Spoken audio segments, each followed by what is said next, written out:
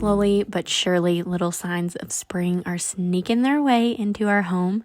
Some of them more forced than others, like these roses that Aladon and I are arranging today. In the summer, we tend to fill the house with flowers that we grew here in our garden, but this time of year, there are very few. Now, I will say we do have our daffodils starting to pop up and bloom, and so hopefully soon those will be coming in the house.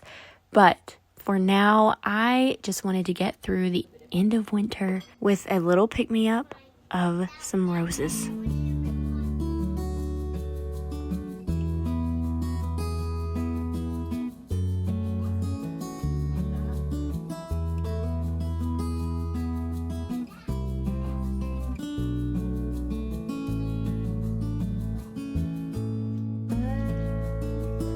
We are going to be doing a lot of new things, and I am just going to bring you along for the ride. But to start it off, we are going to make something that makes my little bread baker heart happy. My kids love bread. It is like a snack to them. We always have it. They're always asking for bread. So when we went gluten-free, I knew this was something I was going to have to figure out. The first few weeks we bought bread at the store, and it was terrible. I don't know what in the world they're doing, because I'm going to be honest with y'all. It is not that hard to bake gluten-free bread. Now, it did take me quite a few tries, I will say, but once I stopped overthinking it, it became so simple, and I'm going to share that with y'all today. So Aladon started. Here you'll see she has put in half a cup of butter, so 1 stick. But recently I have been testing with only half a stick or a 1/4 cup, and it works just fine that way. And so I'm actually reducing it. I don't see any difference in the outcome of the bread with less butter. So scale it back to a 1/4 cup of melted butter or oil of some kind. We are just melting that down. And you'll also see that I'm adding milk. You could do water. I've had some people asking about taking a recipe and making it dairy-free as well, which we will be doing more because we also have dairy allergies. And right now, our goats are not in milk, which is what we can actually tolerate. It's 1.5 cups of milk or water, whatever your liquid of choice is. And then we add 2 eggs. Then we go ahead and add our yeast. It is 4.5 teaspoons or 1.5 tablespoons for a regular old sandwich loaf like we are making here. I like to do a 1/4 cup of sugar. You could even get away with honey, especially in gluten-free baking, because it's going to be more of like a buttercream texture. Now, what we're adding here is a tablespoon of psyllium husk powder. This is what makes your gluten-free bread-like. It serves as the gluten, so it is like the glue that holds the bread together. So we add a tablespoon of that. You don't want to go too heavy on that. We also add a tablespoon of baking powder just to help give it that extra lift. And then I recommend the cup for cup flour blend. Now, it's very expensive.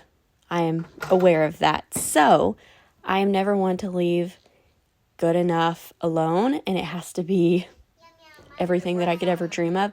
So coming here soon, I will be sharing a fresh milled option that will be cheaper to make. I'm working through the pricing and all of that to make sure it's actually cheaper to make, but I can't see how it wouldn't be, considering this is $18, I think, for 3 pounds. I did find it cheaper on Amazon in bulk, but if you have to use a store-bought flour, or you are just getting started and you need simple cup for cup, you can get it on Amazon, you can get it at Walmart. It is the only flour that I would recommend. So it's 2.5 cups of that, and then 1.5 teaspoons of salt. Mix that until it lightens in color significantly. It could go up to 10 minutes. You're not going to overmix it, so it's going to be fine. Then I like to cover it and refrigerate as long as possible. I've done this as short as 2 hours and as long as a couple of days. Let it sit in the fridge.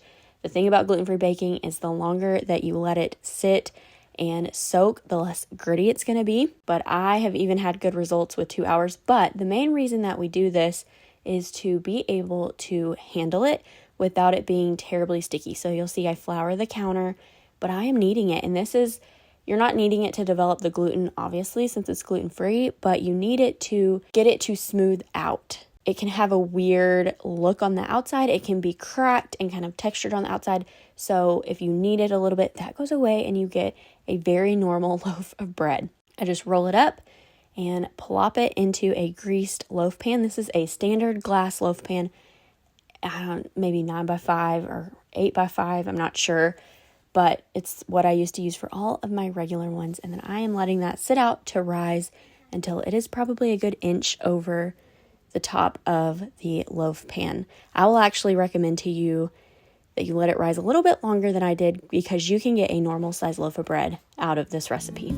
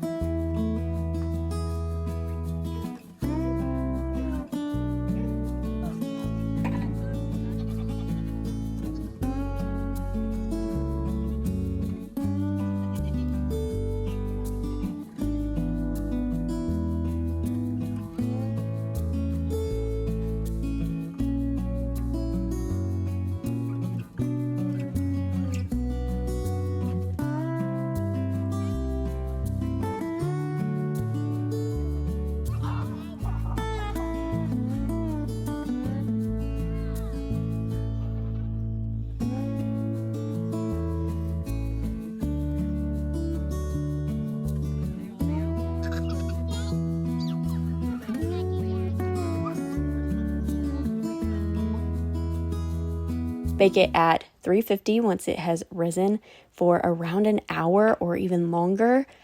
You want it to reach 205 to 210 degrees internally, especially at the bottom. If you don't let it bake long enough, it will get really gummy at the bottom. But if you do, it is very similar to regular bread. The smell, the taste, it all takes me right back to making regular bread. So I know that if you are gluten-free, you will also enjoy this recipe, because you are not missing out on your favorite yeast bread.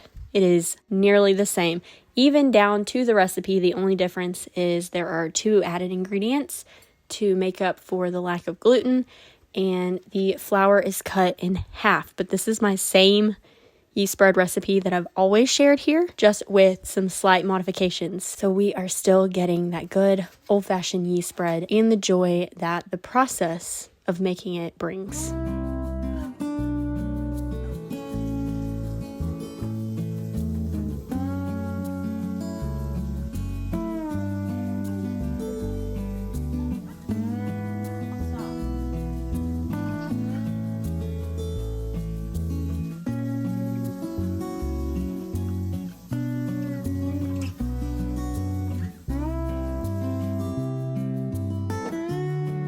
All of the little goodies of spring are starting to fill our home.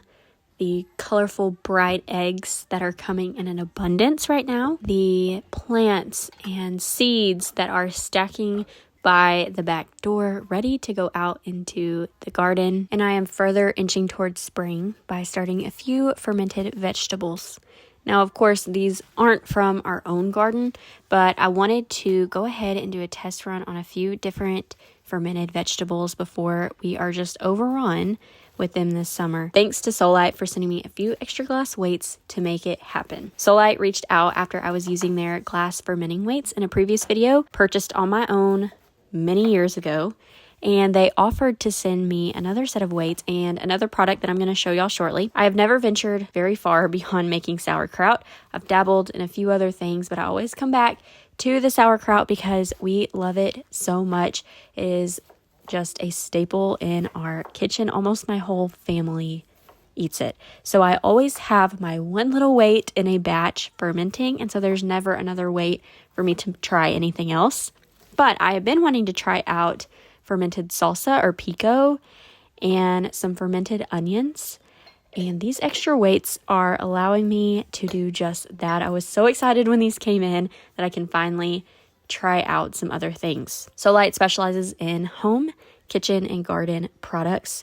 I specifically love the products for mason jars. We use them in our kitchen daily. The glass weights are the only fermenting weight I will use. I've tried everything on the market and always come back to my glass weights. Soligt also sent over They're wide mouth jar lids with handles. And again, they are the best I have used. I've actually shown y'all previously different mason jar pour style lids. And once I got in the Soligt ones, I knew none of them compared. The seal is really tight, so that it's not going to leak.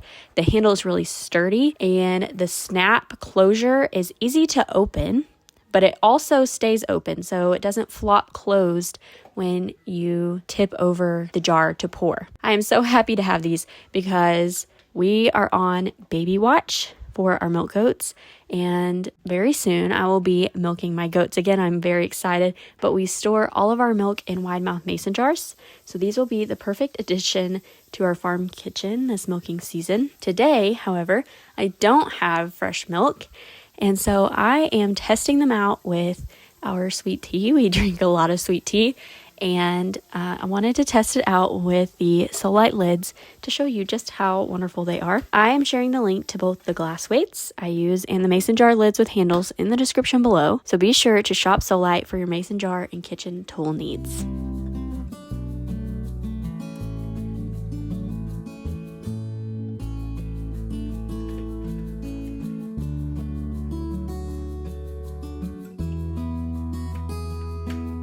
I have shared the sauerkraut before, a couple videos back. I can link that. But for this recipe, if you want to call it that, it's very, very simple.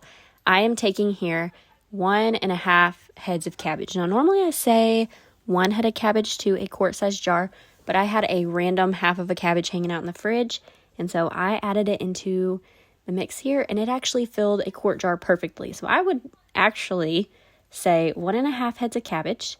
And then I do a tablespoon of salt per head. So this would also be 1.5 tablespoons of salt. You sprinkle it over the chopped up cabbage. I like to do our cabbage thicker cut. So I cut it with my knife versus like a food processor. I don't like how fine that gets it. It makes it kind of slimy in my opinion. And then I only like to make smaller batches. I don't like to make big batches. I find it just tastes better. We just like it better. So I add that, sprinkle it over, massage it in a little bit, and then I like to let mine sit and then come back to it, massage it a little bit, let it sit until it just fills up with brine. So it'll create its own brine. Pour that over the top, add the glass weight, and easy peasy, lemon squeezy. Let it sit out for a couple days and you will have sauerkraut. Make sure you test it. Make sure all of the kraut stays under the brine, because if not, it can mold. You need to be checking it every day, but otherwise test it every few days by taste testing and see when you like the flavor. Now, like I said, we are on baby watch for our milk goats. So I've gotten a package of some necessities for birth. We did not have these last time. I didn't know what I didn't know. And so I am just trying to be a little more prepared this go around. Of course, a little afternoon break with a glass of tea on the front porch.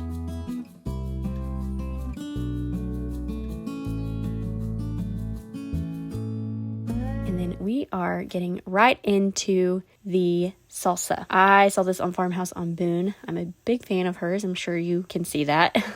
But I wanted to do a much smaller amount and adjust it a bit because I did not want to put peppers in it and a few other things. And so here is what I am doing. I am chopping up 2 tomatoes. You want to make sure you get all the juice you can, because like the sauerkraut, this will make its own brine. That's about a cup of tomato. I'm also cutting up a half of an onion here because I'm going to ferment some just plain onion too to top things, but I'm only going to use a quarter of this onion, which is about a quarter cup of diced onion. I'm just roughly chopping it. Then I'm also going to add about a quarter cup of cilantro and the juice of a whole lime. Mix all that together. And then I'm adding in a teaspoon of salt, combining it all, adding it to my jars, making sure that there is enough brine to cover the vegetables, and then putting in my glass weight and pushing it down until the brine rises above. I will be checking this every day. This is the exact same process as the sauerkraut, which I very much like. I like the ferments that make their own brine. It's much simpler. Now you'll see here I am adding in a little bit of brine. That was some overflow of my sauerkraut that I saved. So you'll see I strained it off because there's a little bit of sauerkraut in it still. You can take a little bit of the brine of another ferment that is already fermented, add it into a new one, and it will kind of kickstart that and add a little extra boost to the fermentation process. So that is what I'm doing. So this will not take as long as that first batch of fermenting, which would be the sauerkraut for us. I'm giving this a try. We haven't done this one before, so we will see how we like this. I'm one of the only ones who eats salsa, me and my parents, and so we will see how we enjoy this one. I would love to be able to find ways to add more, but even if these aren't ones that we love, that is okay because I am a big fan of sauerkraut. I could eat it at every meal.